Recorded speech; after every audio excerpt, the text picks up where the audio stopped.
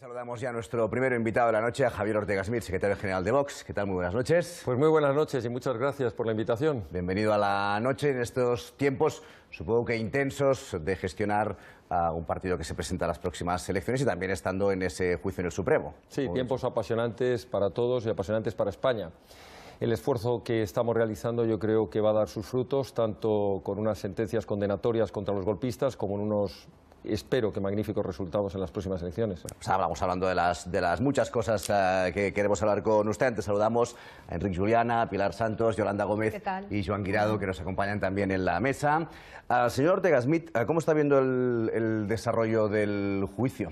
Bueno, yo creo que se está celebrando dentro de la magnitud que tiene un proceso con 256.000 folios, con cientos y cientos de horas de llamadas telefónicas intervenidas, de cientos de correos, pues digamos dentro de la normalidad, dentro de lo extraordinario que es una causa especial contra quienes han pretendido dar un golpe de Estado. Nosotros, como acusación popular de Vox, que siempre decimos que no es la acusación popular de un partido político, sino que es la acusación del pueblo español en defensa del Estado de Derecho y de la Constitución y de la nación española, creemos que aquellos indicios que hace 2 años dieron lugar a las investigaciones que hoy nos han traído al juicio, es decir, aquellas primeras querellas de Vox en las que nadie creía, creemos que esto se está demostrando a través de la fase probatoria, que teníamos toda la razón, que estos indicios están quedando perfectamente acreditados y que nos encontramos sin lugar a dudas ante un proceso que muy probablemente terminará con unas sentencias condenatorias con muy altas penas para todos los golpistas. Ya sabe que usted uno de los debates es sobre la existencia o no de violencia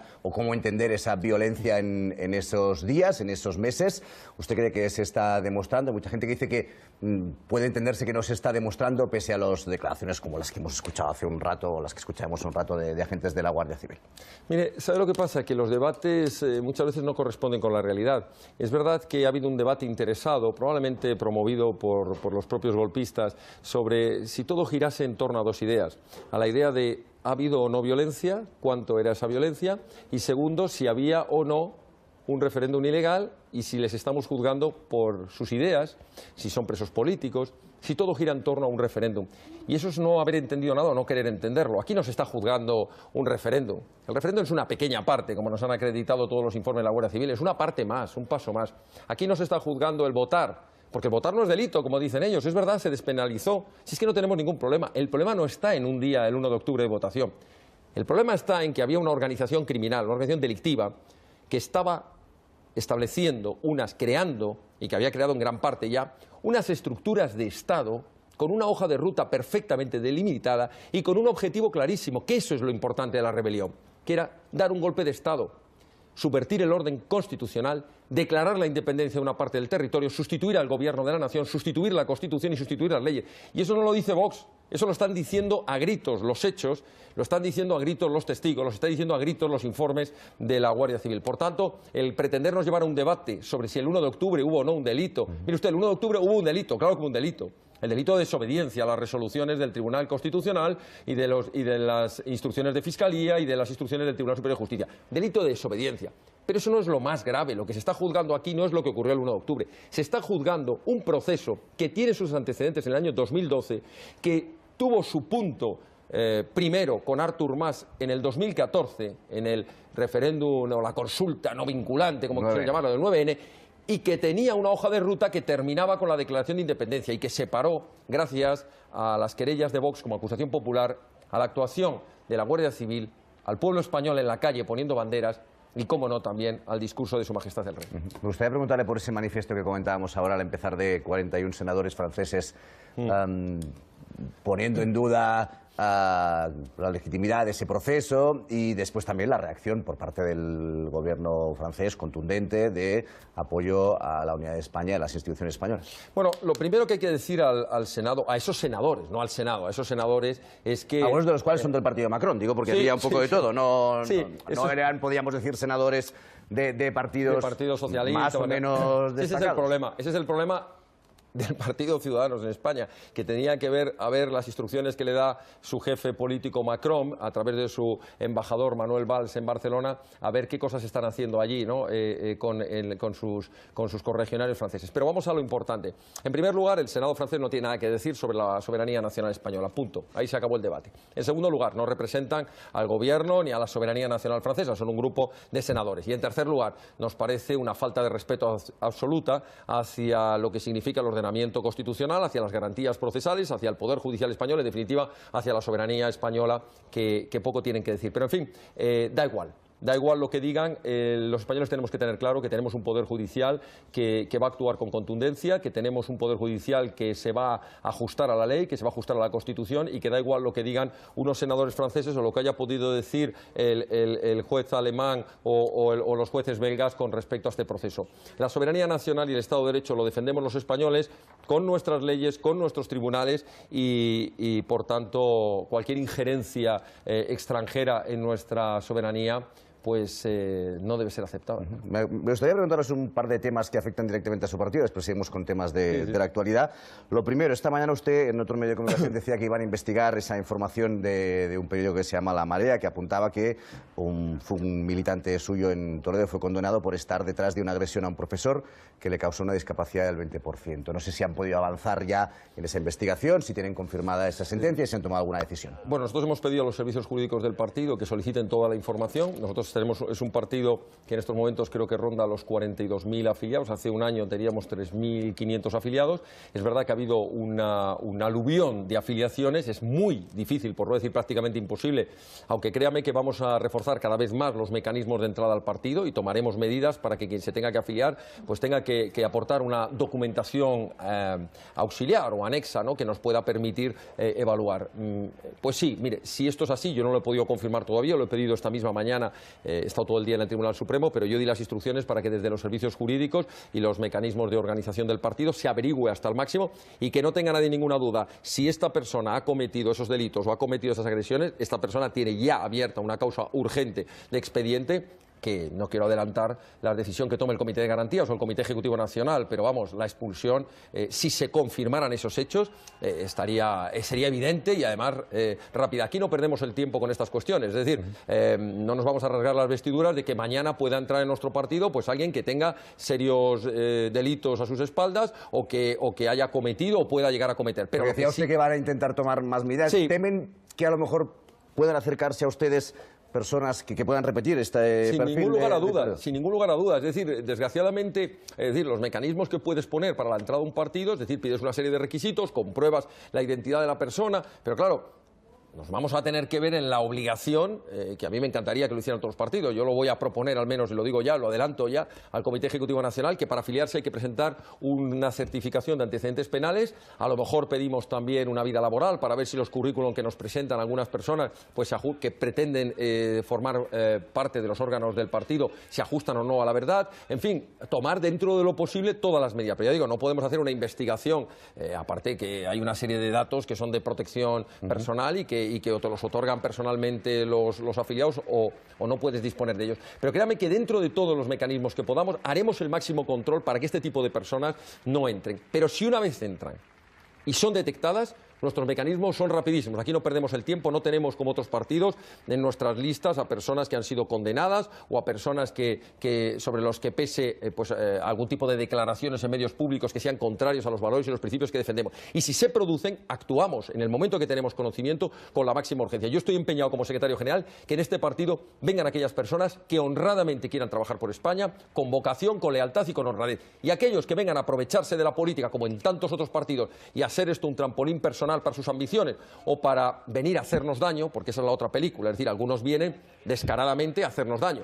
He tenido informaciones también de algún otro afiliado. ¿En qué sentido se pues mire, que se afilian y a los 2 meses sale en la prensa una noticia de que afiliado del partido que está en no sé dónde fue condenado. Y dices, esta persona acaba de entrar ahora mismo y ya lo saben los periódicos. Está claro que es que hay personas que hablan con medios de comunicación o medios de comunicación que hablan con determinadas personas y les dicen, tú que estás condenado, afíliate y pasado mañana saco la noticia. Hombre, bueno, pues lo van a hacer hasta que lo pillemos y cuando lo pillemos saldrá por la puerta y por supuesto no dejaremos de condenar lo haré personalmente y lo harán nuestros servicios de comunicación, todos estos casos. Porque nadie tiene que tener ninguna duda que en nuestro partido vamos a hacer todo lo posible para que quienes estén ahí, y por supuesto, especialmente quienes vayan a ser cargos públicos, tienen que ser personas honradas, tienen que ser personas intachables y tienen que demostrar serlo. Es decir, que cuando lleguen al cargo público vamos a ser inflexibles. A la mínima de cambio saldrán del partido, porque aquí nos estamos jugando mucho más, y ya es mucho, que las siglas de lo que representa un partido y un proyecto político. Nos estamos jugando la confianza de muchísimos españoles que han creído en este proyecto y no les vamos a defraudar. Y que tengan la tranquilidad que si ven en la prensa algún caso de corrupción o algún caso de deslealtad o algún caso que se pueda reprochar, este caso era vamos a actuar. de violencia. Vamos a actuar. O de violencia, o de desprecio hacia las mujeres, o de carácter xenófobo, de carácter racista, o de carácter machista, o de carácter ultra, o de cualquier circunstancia que vaya en contra de los valores que defendemos en Vox, vamos a actuar con la máxima firmeza. ¿Por qué? Primero, por convicción, porque no aceptamos estar con personas. Y segundo, porque no queremos que otros utilicen esos casos para dañar nuestro proyecto político. Otra pregunta sobre lo que ha pasado en los últimos años. Han cesado, voy a leerlo bien porque como para no equivocar, han cesado al presidente de Vox en León tras la difusión en la cadena SER de una conversación en la que apuntaba que el partido podía contar con financiación de la Fundación Franco. ¿Por qué le han cesado y si es falso esas afirmaciones que hacía hasta ahora presidente de Vox? A ver, la noticia es falsa y alguien dirá, bueno, si es falsa, ¿por qué le han cesado? Yo me explico. Había declaraciones. Claro, es que, claro, había declaraciones, pero había grabaciones, pero una cosa es lo que uno dice por teléfono y otra cosa es que sea verdad. Es decir, alguien puede llamar a alguien por teléfono y decir, oye, que yo digo que en Vox se acepta, que es lo que viene a decir más o menos la noticia, se está aceptando financiación poco transparente. En concreto se estaba refiriendo al tema de personas que a lo mejor por su condición empresarial no quieran figurar como donantes. Y se apuntaban como propias. Y se apuntaban como propias otras. Es decir, pues le decía a una afiliada, oye, pues haces que has hecho tú el donativo. Nosotros somos un partido, lo diremos hasta la saciedad, con una financiación absolutamente transparente, como ya quisieran tener otros partidos. Cuando se han inventado muchos medios de comunicación, historias truculentas de si a nosotros nos han financiado Irán, si a nosotros nos han financiado... Nosotros no somos Podemos, que le financia Irán o que le financia Venezuela. Nosotros lo que decimos es que toda la financiación es absolutamente transparente. El que quiere hacer un donativo lo tiene que hacer de acuerdo con la ley. ¿Qué quiere decir? Nombre, apellidos y DNI. No pueden ser personas jurídicas, no pueden pasarse de los importes que establece la ley y nosotros todo eso se lo comunicamos. En primer lugar a Hacienda, porque Hacienda tiene conocimiento porque los donativos se ingresan en cuenta corriente con nombre, apellido y DNI. Segundo, todo eso es auditado anualmente y no tenemos obligación legal porque no habíamos recibido subvenciones públicas. Es auditado desde la fundación del partido por una firma auditora independiente. Tercero, se publica en la página web. Cuarto, lo hemos presentado al Tribunal de Cuentas para que el Tribunal de Cuentas lo pueda fiscalizar, que tampoco hay obligación legal de hacerlo. Tampoco hay obligación legal de hacerlo. Y quinto... O sea, que estas declaraciones son inventadas. Estas son las desde su punto de declaraciones... vista. Estas son unas declaraciones particulares. Le hemos cesado por hacer esas declaraciones, precisamente. No esas declaraciones, esas conversaciones que han sido publicadas. Porque son Porque falsas, claro, según dice. es que nadie puede estar diciéndole a un afiliado o puede estar diciéndole como dice él dice, me ha parecido ver en la noticia, que dice que en las jornadas de coordinación que hubo en Valdemoro, algo así como que el responsable de recursos les indicaba que cuando hay alguna persona que no quiera figurar como donante, haga la trampa de darle a alguien el dinero para que sea este. Eso es falso de todo punto. El responsable de recursos humanos, de recursos económicos, lo que permanentemente está repitiendo, y a mí me consta porque yo estuve en esa jornada, lo que repite hasta la saciedad es, cuando os vengan personas, a veces con la mejor voluntad del mundo, a darte un donativo y te dicen, oye, te doy este dinero, pero tal. No, señora, no podemos coger este dinero. No, señor, váyase usted a la cuenta corriente, ingréselo, ponga su DNI. No, si yo no quiero figurar, esto son cosas mías, no quiero que conste. Pero si no es porque conste, es que es obligatorio, tiene usted que hacerlo así.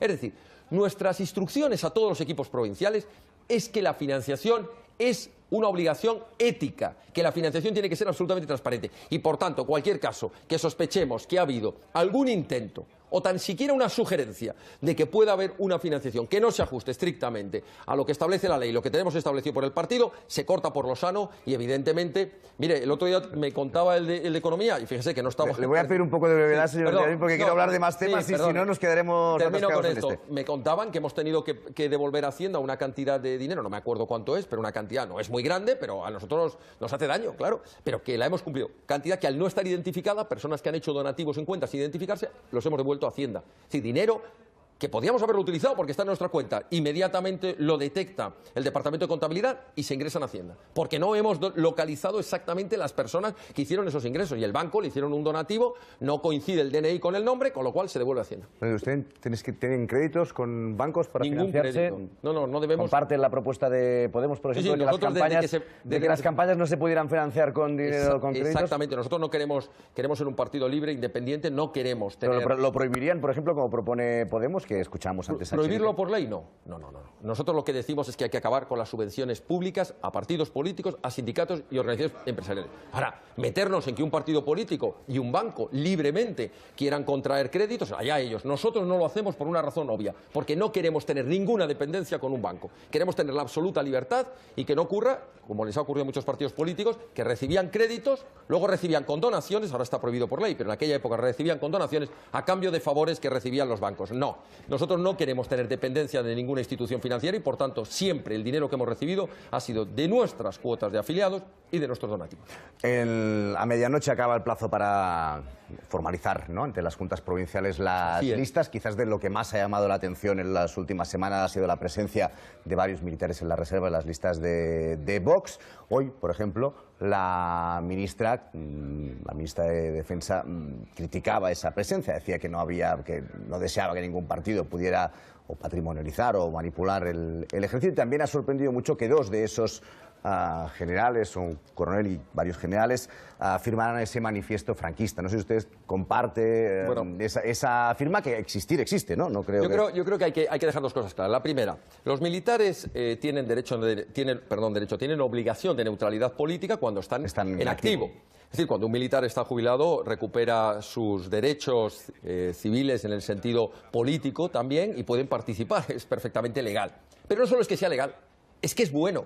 Y es una práctica, además, que se hace en el mundo entero. Es decir, en Estados Unidos, en Inglaterra, en Francia. Es un honor que personas con una preparación altísima, que hablan varios idiomas, que tienen varias carreras, que tienen una experiencia y un conocimiento de haber participado en misiones internacionales, en organismos como la OTAN, en la ONU, que tienen un bagaje y una profesionalidad impresionante, quieran participar en un proyecto político. Pero es que además, no solo porque legalmente lo pueden hacer, es que además son personas que han demostrado una lealtad y un servicio a España. Por tanto, debería alegrarnos, y a mí me encantaría que el resto de los partidos hiciera lo mismo, que en sus filas acogiera a militares, a policías, a guardias civiles que hayan cumplido un servicio o que ya hayan abandonado la Fuerza Armada. Y segunda cuestión, la cuestión de ese manifiesto.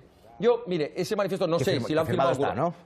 Pero vamos a ver, si ese manifiesto lo que está diciendo es que estos militares hacían una manifestación desde un punto de vista que nosotros no lo hemos firmado como partido político, pero lo que decimos es que si lo que se está criticando es la ley de memoria histórica o la aplicación de lo que está significando la ley de memoria histórica, nos parece perfecto, porque la ley de memoria histórica está consiguiendo enfrentar a los españoles, volver al guerracivilismo, volver hacia atrás, a lo que nuestros abuelos ya cerraron las heridas y los padres. Por tanto, si ha habido alguna persona de estas que lo que ha firmado es un manifiesto en el sentido de decir que le parece que es una aberración y que además es un sinsentido a estas alturas estar metiéndose en si hay que desenterrar a Franco o no hay que desenterrarlo, si hay que estar con las batallas de la guerra civil, pues evidentemente no lo vamos a criticar, allá ellos. Pero ya digo, ni es un manifiesto de Vox, ni significa que el partido como partido lo haya firmado, lo habrán firmado a título individual, ellos como militares, en su condición de militares.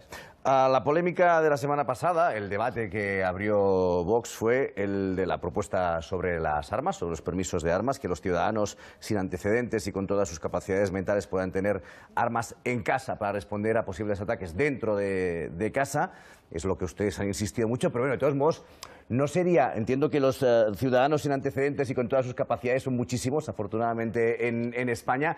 No es igual de peligroso, que no sé si llenar las casas de esas armas, porque después el control de si están en la calle o no es más difícil de que los tengamos, y no sé si a los españoles les puede apetecer que no sepamos dónde están esas armas. Fíjese, cuando hablábamos del juicio yo le decía que muchas veces se ponen debates en los medios de comunicación que no se ajustan a la verdad, son debates ficticios. Yo creo que me ajustaba mucho a su propuesta, a la hora de contarla. Pero fallamos en una cosa, que cualquiera que la haya escuchado pensará que nosotros queremos que se incremente el número de armas en los hogares, y no hemos dicho nada de eso. Si los ciudadanos sin antecedentes y con todas las capacidades pero es que eso existe ya. Nosotros lo que hemos dicho es que, de acuerdo con la legislación actual, con el reglamento de armas, con lo actual, aquellas personas que puedan actualmente, con la legislación actual, tener armas, que por cierto, si no me falla la memoria, creo que hay 500.000 licencias de armas en España. Estamos hablando de personas que tienen armas de caza, personas que tienen armas de tiro olímpico, personas, las menos, que por cuestiones de protección, pues joyeros, empresarios, personas que están amenazadas, tienen licencia de arma para autoprotección. No estamos diciendo que se cambie la ley, estamos diciendo que aquellos que con la legislación actual, es decir, sin antecedentes penales, que hayan tramitado la licencia correspondiente, que la Guardia Civil se la otorgue, etcétera, etcétera, tengan un arma en su casa. Y es aquí donde entra la propuesta. Lo que no puede ocurrir es lo que yo relataba ayer en Jaén. Y vi a las más de 1000 personas que estaban en el acto de Jaén llorando cuando yo lo conté e hice subir al escenario a esta persona. Yo les conté que una persona de 79 años con su mujer de 72 años tuvieron que sufrir como 2 criminales encapuchados, entraron en su casa, en un pueblecito de Jaén, le pegaron 2 tiros con silenciador a los perros que tenían ahí, entraron en la casa, les pegaron una paliza que estuvieron a punto de matarlos, cogieron una barra de hierro y le rompieron al hombre las piernas, los dejaron maniatados con bridas para robarles luego unas pequeñas joyas familiares y menos de 600 euros. Bien, y yo añadía, les decía a los asistentes al acto, les decía, si este hombre de 79 años llega a haber cogido la escopeta que tiene de caza desde hace más de 20 años, con la que el pobre hombre por los fines de semana saldrá a intentar pegarle ahí a una perdiz o a un conejo, desde hace más de 20 años, y para defender la vida propia o la de su mujer, le pega un tiro a uno de esos criminales, hoy con la legislación actual, y ya tenemos varios casos, hay uno en Canarias, hay otro en Andalucía, que se han tenido que ver sentados en el banquillo, acusados de homicidio y sobre su cabeza con el riesgo de ser condenados a muchos años de prisión. Lo que Vox dice y lo que Vox va a defender en el Congreso... posteriori lo han sido en estos casos que usted decía, yo lo desconozco. No, están juzgándose y acusados de penas altísimas. Lo que dice Vox y va a defender el 28 de abril, y yo lo reitero hoy, es que vamos a pedir una modificación del Código Penal para que sea una eximente completa de responsabilidad, que cualquier español que esté en su casa, bien sea con una escopeta de caza de la que tiene licencia, bien sea con un cuchillo de la cocina, bien sea agarrando un jarrón o un macetero y rompiéndoselo la cabeza al criminal, si lo mata o lo deja herido, sea exento de cualquier responsabilidad penal. Incluso decía nuestro presidente, y yo lo subrayo, que habría incluso, fíjese lo que voy a decir, que darle una medalla al mérito civil. Porque lo que no podemos pretender es tener un guardia civil y un policía en todas las casas. Y en España, y especialmente en el mundo rural, hay muchas personas ancianas que viven solas en casas alejadas de poblaciones o que están absolutamente indefensas. Y hay criminales como estos que estoy contando, que por cierto no fueron detenidos, y podían haberlos matado. Hay personas que se encuentran absolutamente desprotegidas. Si estas personas tienen que hacer uso legítimo de esa escopeta de caza que tienen o de una pistola para salvar la vida de su mujer, que están violando a su hija, que los quieren matar y matan a uno de estos criminales o lo dejan herido, nosotros decimos que esa persona no debe tener ninguna responsabilidad penal. Y lo decimos y lo vamos a reiterar y lo vamos a defender. Y lo que estamos haciendo, y perdón, termino con eso, es defender el derecho fundamental a la legítima defensa. Es decir, el derecho a poder defenderte utilizando todos los medios que estén a tu alcance para intentar salvar tu vida o la de tus ajenos. Siempre, por supuesto, se entiende dentro de una defensa proporcional. Nadie está diciendo que si han entrado en el jardín de tu casa a robarte un geranio, pues le pegues un tiro a una persona. Nadie está diciendo eso. Estamos hablando de los casos en que se acredite que había un riesgo evidente, una violencia evidente, como es el caso de estos ancianos. Y ese hombre, que se llama Remigio, le hizo subir al escenario y el hombre lloraba allí de rabia y decía, nos podían haber matado. Y tiene actualmente este hombre, yo le pregunté que cómo se encontraba, más de 2 meses de rehabilitación, ha quedado cojo para toda la vida. Me contaba, ¿sabe lo peor de todo?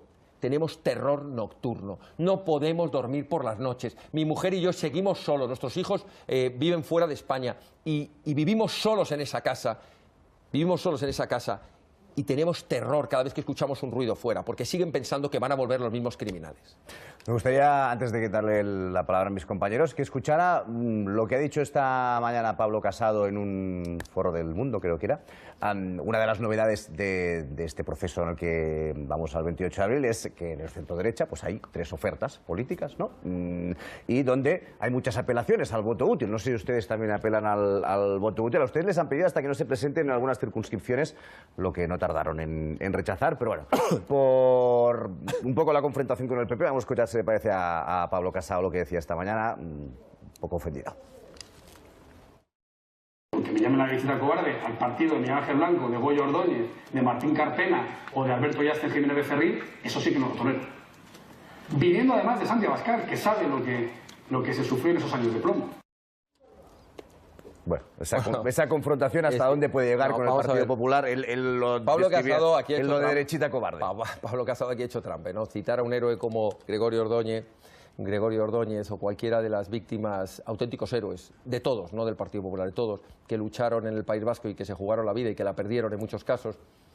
Entre los que está, por ejemplo, el héroe fundador de Vox, José Antonio Ortega Lara, es hacer trampa. Nosotros cuando decimos la derechita cobarde no nos estamos refiriendo a esos héroes, nos estamos refiriendo a Mariano Rajoy y todo su gobierno y a todos los que forman actualmente las decisiones más importantes del Partido Popular, que siempre han tenido miedo a tomar decisiones importantes, que cuando han tenido que enfrentarse a la izquierda no han sabido combatirla en el debate ideológico, que se han puesto de perfil ante problemas gravísimos como era el problema de la inmigración, que se han puesto de perfil ante un golpe de Estado en Cataluña, que no han actuado como tenían que actuar cuando tenían todos los medios, una aplicación rigurosa al 155, querellas ante... Eso le llamamos la derechita cobarde, que es una derechita que en cuanto a la izquierda se levanta un poquito, se asusta, no vayan a ser que nos llamen fachas.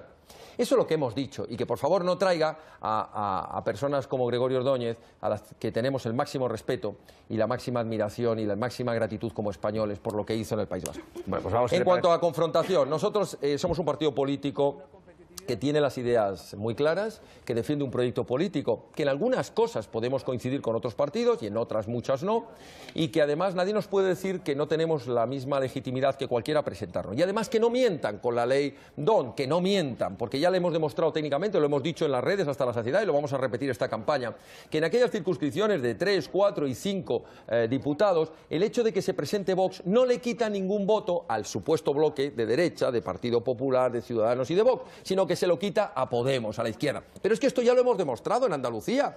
En Andalucía, 1 de cada 3 votos de Vox lo conseguimos rescatar de la abstención o de primeros votantes. No es verdad. Los cálculos técnicos están en que si Vox no se llega a haber presentado, el bloque este, por llamarlo de alguna manera, PP, Ciudadanos y Vox, hubiera tenido 4 diputados menos. Así que no es verdad.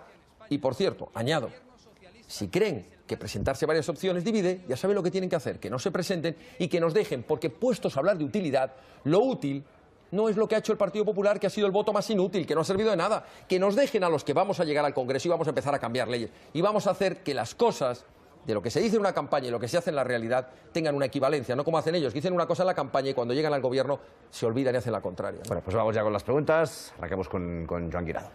Señor Smith, ¿qué está pasando en provincias como Lleida, como algunas provincias gallegas, como algunas provincias del País Vasco con Vox? Falta 1 hora y 19 minutos para que cierren las listas y todavía no sabemos quién va a encabezar esas candidaturas. Bueno, pues es verdad, el plazo se termina a las 24 horas, no significa que no existan listas y que no haya candidatos, lo que significa es que ha habido que hacer un proceso lo más rápido que hemos podido de selección de candidatos, de supervisión de quienes se presentaban, pero vamos a tener a valientes en todas las provincias españolas y vamos a tener candidaturas... ¿Se van a presentar a todas ya definitivamente? Sí, nos vamos a presentar a todas, salvo que ocurra lamentablemente algún fallo en la presentación de las candidaturas, que yo espero que no, pero hay candidatos para todas las provincias españolas, tanto para el Congreso como para el Senado, y esas provincias de las que todavía no se haya anunciado, pues a partir de mañana seguro que van a saber ustedes quiénes son. Obligatoriamente. Obligatoriamente. Pero no se preocupe, es verdad, somos un partido pequeño que ha tenido un aluvión de afiliaciones, de candidaturas, que nos hemos visto involucrados en una sucesión tremenda de procesos electorales y que, como hemos hecho un esfuerzo y queremos hacerlo en la selección de los mejores, pues esto nos ha llevado un tiempo y nos hemos tomado, desde que se convocaron las elecciones hasta el mismísimo día de hoy, el máximo tiempo posible para llegar con la máxima revisión posible de los candidatos. Yolanda.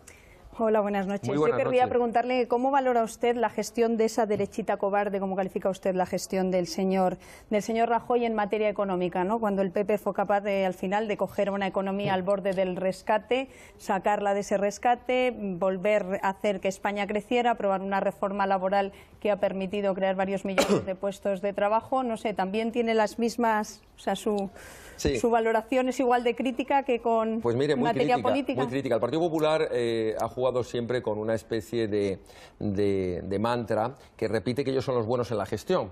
Bueno, y resulta que nos encontramos un Partido Popular que, teniendo mayoría absoluta, eleva la deuda pública española a unos niveles que no se había alcanzado jamás.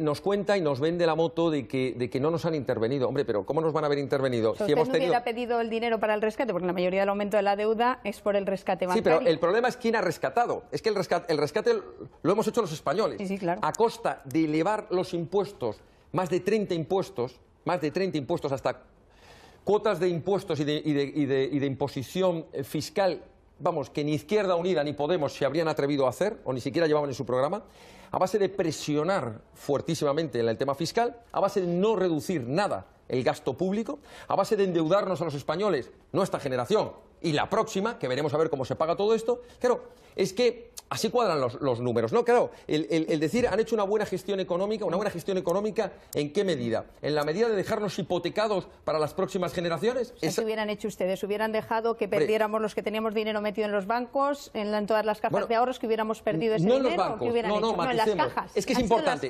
importante. Es que el rescate de las cajas de ahorros era por culpa de los partidos políticos. Sí, porque estuvieron metiendo... Sí, pero es que claro, fueron ellos los que modificaron la ley de las cajas de ahorro, fueron ellos los que se metieron en las cajas de ahorro para meter a todos sus amigos, para financiarse ellos, y luego tuvimos que salir a rescatar todos los españoles, a costa de lo de siempre, del bolsillo de los trabajadores y los autónomos. Así que el Partido Popular en materia económica, que se le llena la boca y que siempre tienen los mejores economistas, lo que tiene... por cierto, perdón, quería decir que lo que ha sido incapaz el Partido Popular es en recortar nada el gasto público. Usted dice que qué hubiéramos hecho nosotros, y el gasto político innecesario, que esto es lo importante. No estoy hablando del gasto de sanidad, no estoy hablando del gasto de educación, no de infraestructuras, no, estoy diciendo haber recortado de verdad el gasto político innecesario. Y claro, cuando se nos dice, ¿y usted qué pasa? ¿Hubiera aceptado que el dinero venía de fuera? ¿Hubiera aceptado una intervención de la economía? Pues mire, yo lo que habría hecho es haber llevado a cabo una política muy rigurosa en cuanto a los gastos. Hubiera reducido enormemente los gastos, hubiera bajado la presión fiscal y hubiera intentado que la economía española se reactivase. Así que el Partido Popular tampoco puede dar lecciones, y es derechita cobarde en materia fiscal porque no se ha atrevido a reducir impuestos, no se ha atrevido a meterle mano a tanto gasto político innecesario de comunidades autónomas, de ayuntamientos. Por ejemplo, no fue capaz de meterle un recorte importante, porque no se atrevió a todo el gasto que desde la Generalidad de Cataluña se estaba dedicando al golpe de Estado. No fue capaz de reducir ese gasto, ni siquiera cuando ese gasto se estaba utilizando para atentar contra España. Estamos fuera de tiempo, nos queda tiempo para una pregunta. Gracias. Pilar.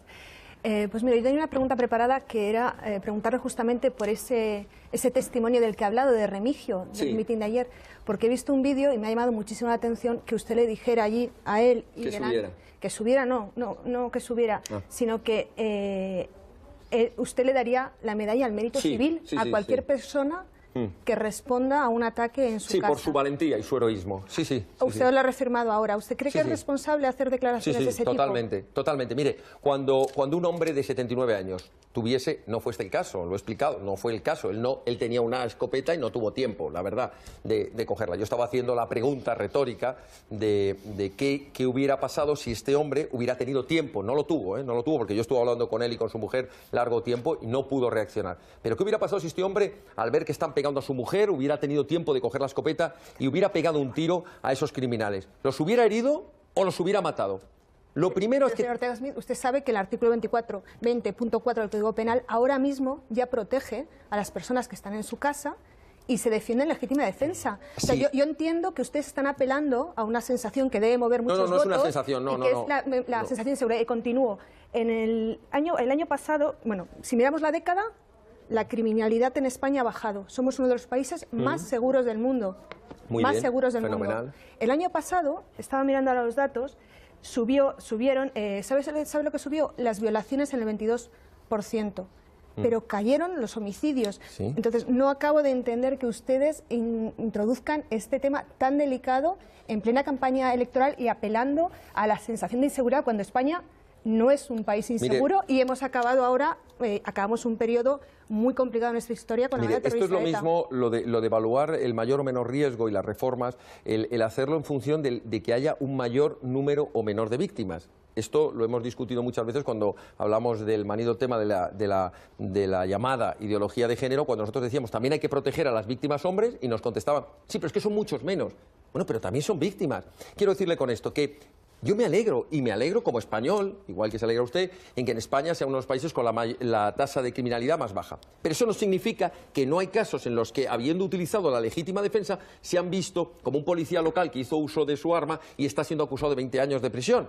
Entonces, como esos casos ocurren... Tendrá que justificar ante el juez Bien. Los supuestos que Entonces, usted solo sabe mejor que yo, que están en el 20.4 Claro, del Código entonces Penal. Os voy a pedir brevedad. Sí, a los dos, entonces por quiero favor. decir que estaremos de acuerdo que aunque sean pocos casos, si ocurre algún caso, que tenga la plena seguridad aquella persona que haga uso legítimo de la defensa, repito, puede ser con una escopeta, puede ser con el cuchillo de la cocina o puede ser tirándole un jarrón a la cabeza, no lo sé, pero que haga uso, tiene que tener la tranquilidad de que nunca va a poder ser sentado en el banquillo en el momento que se acredite mínimamente en un atestado que quien estaba en su casa era un delincuente, que era un criminal, que tenía una pistola, etcétera, etcétera. No estamos diciendo, repito, una persona que ha entrado por equivocación en una propiedad y alguien tenga derecho a cometer algo. Bueno, pues lo vamos a tener que dejar aquí. Estamos ya muy pasados de tiempo, señor Bueno. Tegasmin. Muchísimas gracias por estar esta noche con nosotros. Gracias de verdad por la invitación y muy buenas noches. Hasta la próxima. Gracias.